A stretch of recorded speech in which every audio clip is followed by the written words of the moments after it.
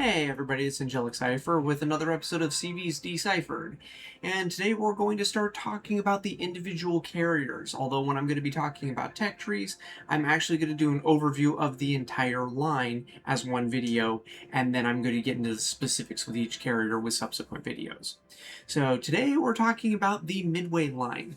Midway was one of the first two carrier lines in the game. It launched literally September of 2015 when the game went live. And at the time, you had tiers 4, 5, 6, 7, 8, 9, and 10, one carrier each because there were still odd number carriers. Those carriers were, at the time, Langley at tier 4. You had the Bogue, rest in peace, at tier 5. The Independence at tier 6. Ranger was our tier 7.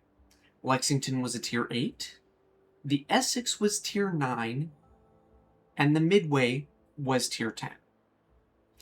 Well, circa the 0.8.0 release, when they did the carrier rework, they got rid of the RTS CVs, they got rid of all the odd number CVs, and they rearranged the tech tree line. They kept Langley at 4, Ranger dropped from 7 to 6, Lexington stayed at 8, and the Midway stayed at 10.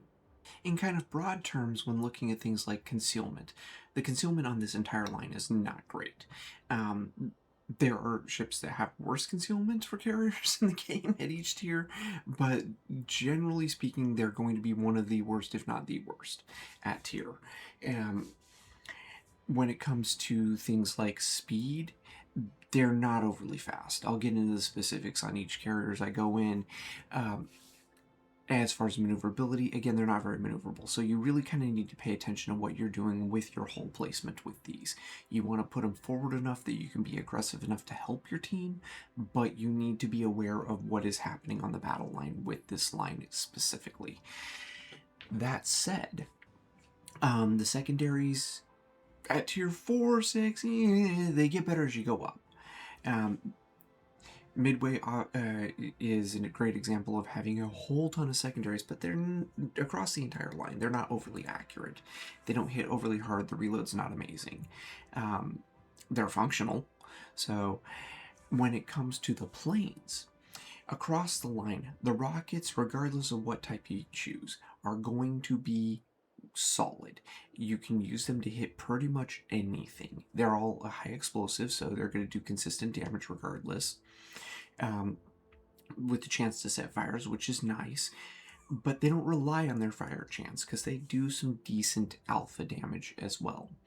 At tier 8, you have the option of using either the standard rockets or Tiny Tims, and that carries through to tier 10 as well. So there's a video linked below on that. The torpedoes are going to be consistent. They're not the best torpedoes in the game. They're not the worst. But as with any torpedoes from any carrier in the game, they're consistent. And that's one of the nice things about them. They do get better as they go up, obviously, in different ways, shapes, and forms. But you also need to pay attention to things like how much lead you have, because they are also kind of on the slower side for torpedoes. Again, they're not the mainstay of this line. What this line is known for, as far as ordnance goes, is its bombs. They are dive bombers, they are HE, and they have some of the best pen and damage for HE for the bombs at tier in the game. So they're consistently good. There's a couple tricks to using them. Like, for instance, this line has the ability to curl its bombers. Video linked below if you don't know what that is. But it gives them a high rate of maneuverability, so it really does allow you to slap around targets beautifully if you're good at the curling. So, overall for hangar size, it's not a great hangar size, it's not a bad hangar size, it's kind of middle of the road. They do have a decent amount of planes. They've got decent hit points, not amazing. They're kind of middle of the road on speed. They're kind of middle of the road on regen. So the thing about this line is it's a jack of all trades, master of none.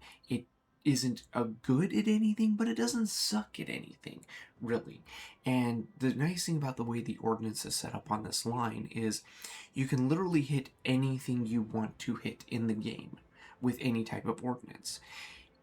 Some might be better than others, but it's going to be marginal. So if you're running low on a squadron, take a different squadron and you can still hit the same target.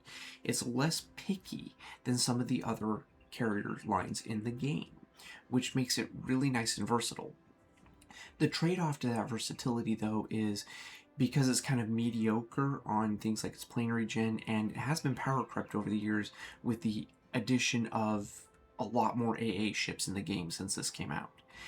Because of that, the additional AA ship possibility, you're going to end up with a lot more that you have to be worried about in a match than when this came out. So, yeah, one thing you end up doing with this line a lot is pre-dropping, just to make sure you don't burn yourself out of planes. So you do need to pay attention to what targets you're hitting and how you're hitting them. But again, it's pretty standard across the board, so it's a great line, really one of the best to learn on, because it is so forgiving in what you can hit with the ordnance. And being the fact that you're not using any AP ordnance, it's less persnickety, and the alpha damage is pretty good across the board. So you're not relying on dots either, which is nice. When you do get the dots, it's like, hey, yay!